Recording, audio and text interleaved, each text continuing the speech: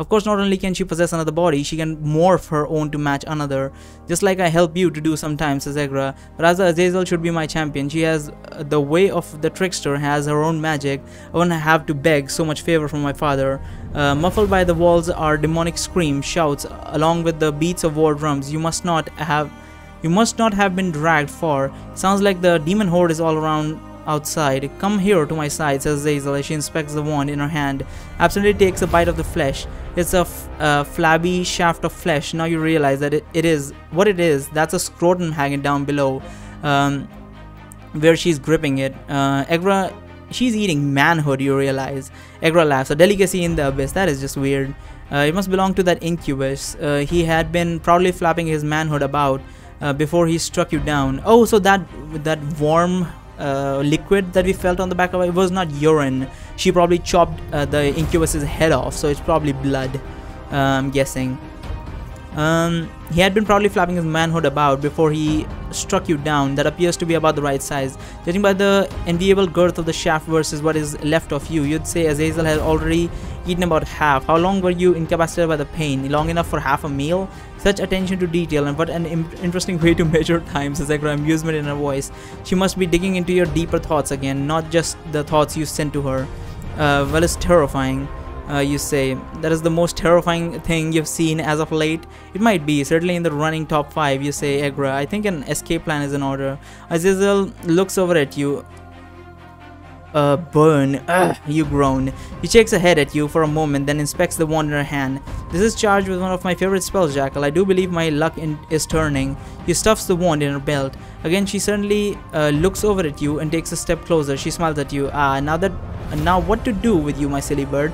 I can't seem to make up my mind. I send you to your death and then I save you. 2, 3 times now? I cannot even keep track. Crush him, mistress, says Jackal. I did not ask you, she says with an edge to her voice, glaring at the dog knight. She turns back to you. I asked him, although I suspect the rooster is in no shape to answer.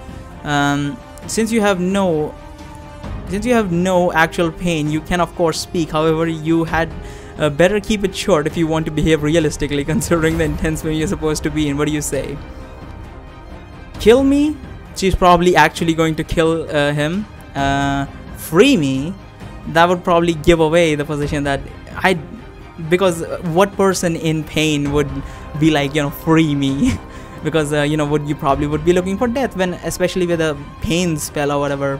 Kiss me is kind of cringe, but it works, I think, because if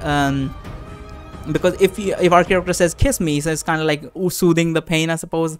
It could go very bad, but let's do it. Kiss me. Fever increases 2, morale increases 1. Perhaps you can smite her like last time, you think. Remembering when she first kissed you, Egra blasted Azazel with divine power. Kiss me, you grasp, and then you muster your acting skills and let out a long scream of pain. Such a naughty trickster, says Egra approvingly. I think he prefers me as a blonde, Azazel says over her shoulder to Jackal with a chuckle. Suddenly she tilts her head, stares at you for a moment, turns back to Jackal. Do you suppose he knows what I was considering the kiss of Threx? What the hell is a kiss of Threx? He is not worth the power of a Threx, says Jackal. I did not ask that, says Azazel. Her anger absolves as she smiles at him slyly. Is my ugly baron a tiny bit jealous? Jackal shakes his head. His scowls, his jaws flapping with drool. Azazel turns to you and frowns. No, I don't doubt you know about this kiss of Threx. Threxleth is an abyssal word. There's no equivalent in common, something like a mixed blessing. This kiss would infuse you with power, albeit a fiendish power. It would not turn out well for you in the end, but at least you will have some strength for once, and you would use it for our common benefit to slay Galmagus. Azazel pulls from wait, hold on. So this kiss will give him fiendish power and will not end well for him, but at least it will not turn out well for you in the end. I don't know what that means, but I'm guessing it's like start corrupting our flesh or something. Maybe Egra could help us counter it or something. Azazel pulls from the outer pocket of her satchel a little sapphire. The precious gem glows faintly.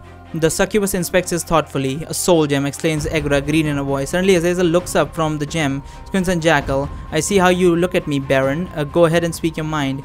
"You would not get anywhere near the Lord of Kree, mistress," says Jackal quickly. "The Duke was worthy of the kiss, as you knew in your great wisdom, but this one has not the resources nor the experience to threaten Galmegas. It seems he has some resources," says Azazel, frowning at you. "He has some mysterious spell abilities, and his mind is remarkably resistant to visitation. He is no visitor, nor is he a paladin." She shakes her head, staring at you. "I asked how you defeated Thog, and he spouted nonsense. Perhaps we had more time to get a straight answer from you. You're sure you found nothing magical upon him?" She calls back to Jackal. "Other than his blade, nothing," says Jackal. Wait, what? She calls back to Jackal. Okay. I thought Jackal was asking her. Azazel takes a deep breath, lets it out slowly, and it at last says, "I searched him too. Other than a few gold coins, nothing even of value. I have learned to deceive her," says Egra proudly. "I was but a worthless brass chain in her eyes. Perhaps he is one of the old souls, mistress. If so, all the more reason to crush him for your own gain," says Jackal. "An old soul will still not stand a chance against Galmegas, with or without Threx." Zazel inspects her gem again, twisting her mouth. Finally, she shrugs. "I have no idea how he would do it. Yet I have underestimating more than once. To destroy one such as Galmegas, it may take something the Lord of Kree truly does not expect. It may take a rooster." "I like how she thinks," says Egra. "Such a fine champion she would make." She and Jackal share a long look, after which she chuckles and drops the sapphire back into her satchel. "You're right, Baron. I will not waste my last gem. I shall crush this saddle bird." "Alright, so what are we going to do? But first, my slave, tell me what you found out of this horde," says Azazel, straightening up and turning to Jackal. "She's going to crush me," you say to Egra. "That doesn't sound good at all." Yeah, it is not good actually. Technically speaking, you wouldn't die. Is that your power of the soul gets weakened, and then you, I think, if Thog does not pull, or Galmegas or Thog does not pull his soul, then he's more than likely going to end up in the stairs of like nowhere nothingness. I forgot what the stairs are called, stairway of everything or whatever, where multiple illusions are going to try to pull him into one of the doors. So even if actual Oher showed up and like, "Come on, come this way, let's go to our Oher realm so that these other gods do not trouble you," there would be no way for us to confirm that. So there would be no point in going in either of the doors. If you go in, you're fucked. If you don't go in, you're fucked, because you're just standing in a fucking set of stairs with nothing to do for eternity essentially. These gods have all the fucking time they need. This is the Burning Rain Battalion, commanded by a succubus named, well, the Jagzad I spoke with, just called her Natch, says Jackal. "I don't think he even knows her name. A succubus leads them, says Azazel. "Perhaps I picked the wrong body." Oh, she became a man for this one, I think? I don't know. She bites her lip as she looks down at the headless succubus corpse. "They are mustering here and are about to march upon the castle," continues Jackal. "There they plan to join with a lich under Galmegas' command." The Jag didn't know the name of the lich either. "We shall not go back to the castle," says Azazel, gritting her teeth for a moment, and shrugs. "Perhaps it is time we desert this army. What do you know of the terrain here? How best do we journey to the Temple of Eternal Love without inconvenience?" Jackal bows his head, his jaws drooping in shame. "I know nothing of the city, mistress. I visited Ring City once as a child for a tournament, but I remember little. Having your soul crushed is a fate best avoided," says Egra, finally answering your question. "She plans to slay you, then siphon power from your soul, a fate worse than death. You may end up in the abyss after." Oh, that would be even worse. Abyss would be essential. If you go into the abyss, as far as I can remember, if I'm thinking of the specific type of abyss, you might end up in a pit with demons in it, and they're all just going to be screaming curses at you constantly for all eternity. And they just keep screaming at each other. I don't know what they would do with a human soul, but whatever. Azazel frowns. "No use in this horde. No one in this horde will be much use as a guide either. The only reason these idiots can find the castle is because it rises so high above the city. Egra is a champion. I beg you to aid me in avoiding this crushing," you say. Azazel sighs and tosses the remainder of the bloody scrotum, hitting your knee with a wet smack. They always taste the same."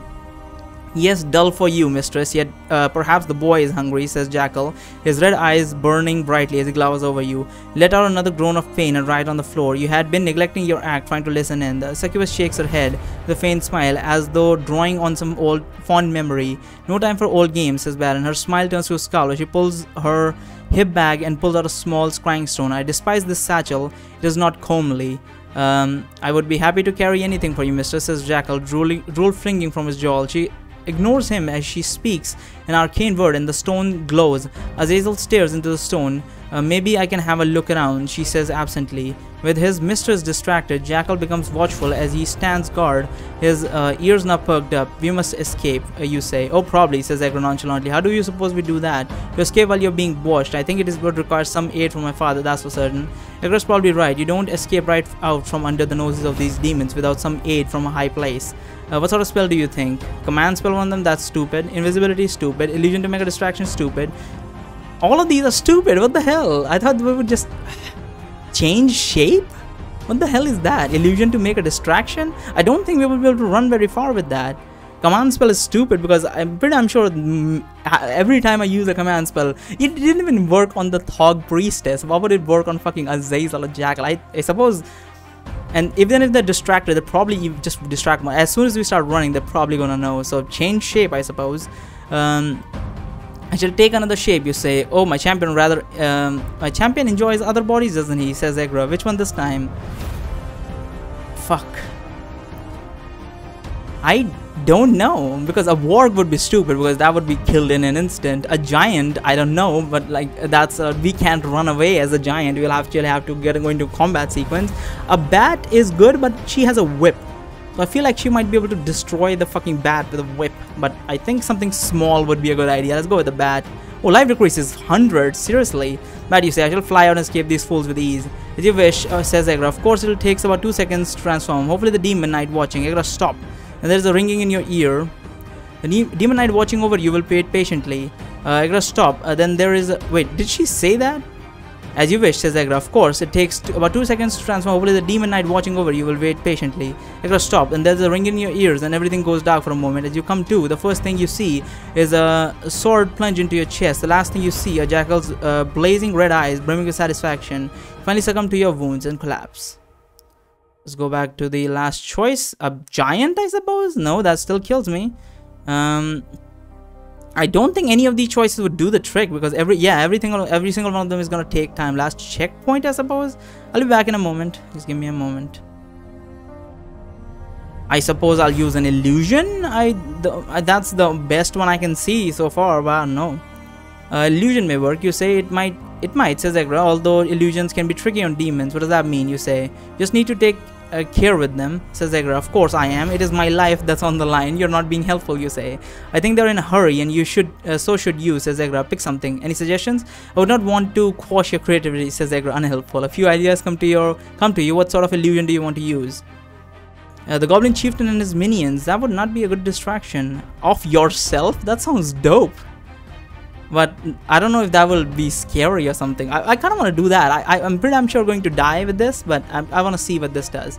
An illusion of myself, you say. Interesting, says Egra without sarcasm. I didn't expect that, especially since I don't see how that would help. Well, wait, could I make an illusion of myself lying here and then cast invisibility? You say make a wait. Well, wait. Could you make an illusion of myself lying here, then cast invisibility? You say, make a double of me as a prisoner as I go about unseen. A layered illusion, says invisibility is technically an illusion, says Egra. My father can provide that, however, required extra power. Illusion of yourself while going invisible. That sounds dope. I think I have the favor for that. Yeah. Let's do it. Master planner. Thinking of a master plan, cause ain't nothing but sweet inside my hand. What? But thinking of a master plan, cause ain't nothing but sweat inside my hand. What the fuck does that even mean? Paid in full. Favor decreases 7, morale increases 4. Let's do the layered illusion, you say. That's the spirit, says Egra. Make me, I don't know if invisibility would work, but still. Make me exactly as I am now, and then I turn invisible and slip away, you say. Yes, I understand your scheme, says Egra. There's a subtle shimmer before your eyes, followed by a humming within. It is done, says Egra. You'll have to take her word for it, since it doesn't appear that anything has changed. Slowly, stealthily, you get to your feet. You look down to see you still sitting on the floor, writhing in pain, making mewing sounds. Gods, you look terrible. Your hair is matted with mud and blood. Your blouse is stained with wine, and your huge pants are half stretched. As you prepare to step over the body of the headless succubus and creep out of the door, Egra says, I want that soul gem.